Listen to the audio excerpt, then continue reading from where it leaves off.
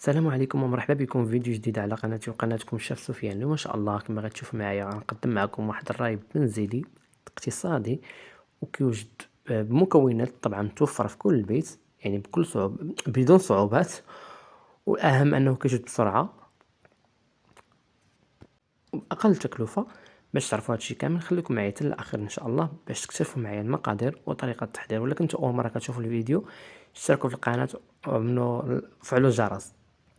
بسم الله على بركة الله. هنا غناخد 3 المعالق ديال حليب مجفف، واحد ياغورت يكون ديال الفاني، وغنحتاج انا ايضا واحد ساشية ديال الفاني، 3 المعالق حتى 4 السكر السنيدة. وهنا عندي اطرو ونص الحليب، بامكانكم نتوما ديروا غير اطرو، انا هنا غادي نضاعف الكمية. اول حاجة خديت كاسرونة غنوضع فيها لتر الحليب، وكما سبق لي قلت لكم بامكانكم نتوما ديروا غير نصف لتر، والنصف الاخر تستعملوه كنوريكم ان شاء الله في الفيديو. انا كما قلت لكم غادي بغيت نخرج كميه كبيره. كما شفتوا معايا ضفت نصف لتر الاول، غنعاود نضيف نصف لتر الثاني، وغادي ناخد حليب مجفف 3 المعالق يكونوا كبار. وهذا هو السر باش كينجح هذا الرايب وكيتماسك مزيان. غادي نخلطهم مزيان بواحد الفوي او خلاط اليدوي حتى غندمج داك الحليب مع الحليب المجفف، ونوضعو فوق النار تكون مهيله مع التحريك طبعا تنشوفو غلا مزيان. هنا كما شفتوا معايا انا كنحرك فيه. وهنا نوريكم واحد القضيه باش ما تخافوش ان الحليب ديالكم يفيض او لا يتخوى كما كتعرفوا الا سهيتوا عليه شي حاجه. نعطيكم واحد وصفه ان شاء الله اللي غادي تسهل عليكم. هنايا غندوز باش نحضر الطريقه الثانيه. خديت واحد الخلاط كهربائي، بامكانكم ديروا غير الخلاط اليدوي، وضعت فيه نصف لتر الحليب وواحد ساشيه ديال الفاني كمنسم طبعا. وغناخد السكر السنيدة 3 المعالق حتى 4 كما قلت لكم، يعني كاين هنا كيبقى على حسب الذوق ديالكم. وواحد الياغورت ديال الفاني اصيل. نضيفو ايضا الحليب والباقي المكونات.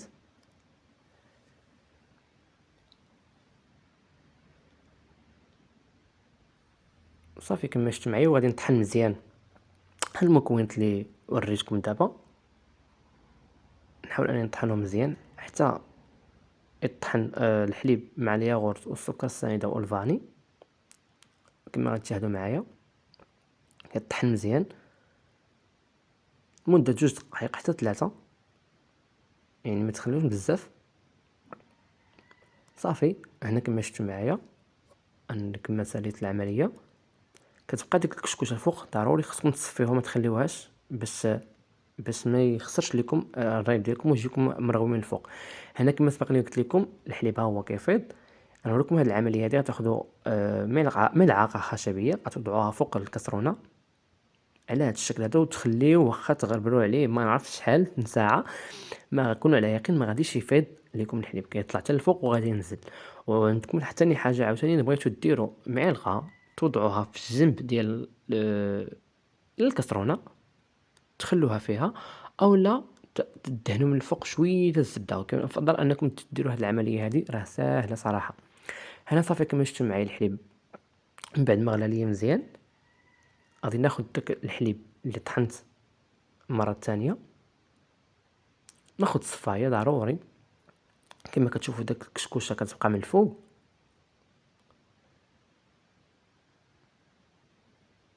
كما شفتوا. وانا غنعاود ضروري نصفي الكشكوش اللي كتبقى ضروري كتبقى شي شويه في الكسرونه، ضروري تعاود تصفى باش يجيكم هو هذاك ملي تبغي تخويه ان شاء الله. صافي هنا غادي نحاول نزول داك الكشكوشه من الفوق غير بشويه كما كتشوفوا. عمليه سهله والرايب ساهل صراحه، توجدوا للسحور او للفطور وتبقوا دائما معتمدا عليه. هذه الوصفه هذه صراحه راه ساهل وبمكونات كما شفتوا معايا بسيطه، بلا ما تبقى تحتاجوا انكم تشروه في الزنقه ولا شي حاجه. صافي هنا غادي ناخذ واحد الكاس كبير ضروري باش نخوي في الكيسان باش تسهل عليه العمليه. وغادي ناخذ ديك الصفايه ونحاول نخوي غير بشويه كما سبق لي قلت لكم باش تصفى داك الكشكوش اللي غتبقى ربما تبقى ليا من الفوق ولا شي حاجه. وكما كتشوفوا الاحسن ديروا الصفايه ضروري باش الحليب ديالكم يجي هو هذاك. صافي كما شفتوا معايا من بعد ما خويت راه شاط ليا مازال منه. غادي ناخذ الكيسان، اي كيسان عندكم نتوما كما غادي تشاهدوا معايا ان شاء الله، وغادي نوريكم كيسان صغار كبار العنبه اي حاجه عندكم نتوما بامكانكم تستعملوا نتوما. انا خديت هادو ديال الرايب كما غتشوف معايا، ديجا كنت كنشريهم كيشيطوا لي، ما كنتش كنلوحهم كنغسلهم كنحتفظ بهم وزوينين صراحه وكيعطيو واحد المنظر زوين في الرايب لانه اصلا كان كيكون فيهم هو الرايب. صافي غادي ناخذ داك الكاس ونعاود نخوي الرايب على هذا الشكل هذا وغير بشويه حتى غنعمر كاع الكيسان اللي عندي. وكما سبق لي قلت لكم كيبقى اختيار لكم الكيسان اللي بغيتو نتوما. صافي هنا من بعد ما عمرتهم كما كتشوفوا كيجيو على هذا الشكل هذا. وهنايا عطاوني جوج مثلا كما شفتوا سبق ليا وريتكم شاط ليا الحليب درتو في كيسان كبار في شويه. وانا غادي ناخذ بلاستيكات نحاول انني نغلف بهم داك الكيسان. انا صراحه ما كانش عندي السلوفان وبسطها عليكم، خديت بلاستيكات صغار يكونوا نقيين طبعا تغطيو بهم الكيسان ديال الرايب باش من بعد ملي غديرهم في كوكوط كما غنوريكم ما يدخلش داك الماء ما يدخلش ولا الهواء ما يدخلش ليهم باش ينجح معكم هذا الرايب. صافي غادي نستمر حتى غادي نعمر الكيسان اللي عندي كما شفتوا معايا كيجيو على هذا الشكل هذا. وهنا غادي ناخذ كوكوط اولا كامله اللي عندكم نتوما. انا فضلت ندير كوكوط اللي كتسد مزيان وغنعمل لها الصفاره من بعد. صافي غادي نوضع الكيسان في الكوكوط كاملين. عشت لي صراحه كاس واحد كبير، من بعد غادي نخليه على جنب. صافي كما كتشوفوا معايا هنا من بعد ما وضعت كاع الكيسان شاط ليا واحد غادي نخليه على جنب كما قلت لكم. غادي نقادو حتى هو باش نوجد حتى هو. صافي هنا غادي ناخذ الماء يكون غليان بزاف كما كتشوفوا معايا، وحاولوا انكم تديروا غير ربع ما توصلوش يعني يفوت القياس ديال الكيسان. حاولوا توصلوا غير للربع غير يشد ديك الحراره ديالو او داك الكيسان يشوفوا يتماسك معاهم داك الحراره ديال الماء. صافي وديك الساعات كما غنوريكم الماء ما واصلش ليهم وهم مغطين مزيان. غادي نغطيهم او نسد عليهم بالكوكوط وغادي ندير الصفاره وغادي نخليهم 5 سوايع 3 6. انا وجدتهم بالليل صراحه خليته حتى الصباح عاد حيدته ونجح معايا. غادي نخلي كما كتشوفوا الماء راه سخون. صافي غادي نخليه على جنب وحاولوا انكم ما تحركوها ما حتى شي حاجه. هنا صافي كما شفتوا معايا من بعد ما دازت اكثر من 5 سوايع صراحه انايا حيت كما قلت لكم خليته الليله كامله.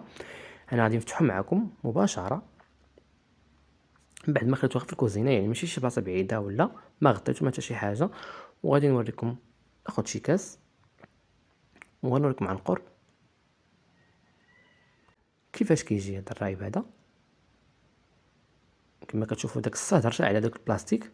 مزيان انكم ديروا السلوفان ولا بلاستيك ولا اي حاجه كما قلت لكم غير يكون مغطين مزيان.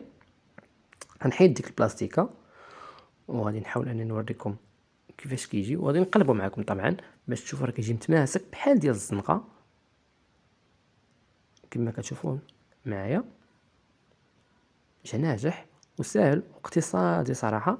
احسن ما نبقى نشريو ب4 دراهم الكاس ولا 3 دراهم واحد يصوبوا في دارهم باقل تكلفه وبقى معتمده عندكم. غنوريكم عاوتاني هنا الكاس الثاني كما كتشوفوا كيجي على هذا الشكل هذا. صافي هنا غادي نحاول انني نحيد كاع البلاستيكات اللي في الكيسان وندوز نوريكم الشكل النهائي ديال الرايب. هنا كما شفتوا معايا هذا هو الشكل النهائي ديال الرايب ديال اليوم سهل واقتصادي. وهنا غنحاول انني نقطع معكم غير شويه او غادي بمعلقه ما غاديش ناكل طبعا حنا صايمين. غادي نوريكم كيفاش كيجي من الداخل كما كتشوفوا رايب ساهل واقتصادي. نتمنى الفيديو ان شاء الله ديال اليوم هنا الاعجاب ديالكم وما تنساونيش من الكومنتير وجيم وبارطاج. وشكرا لكم بزاف بزاف على الدعم والتشجيع ونتلاقاو في فيديو قادم ان شاء الله. خليتكم على خير مع السلامه.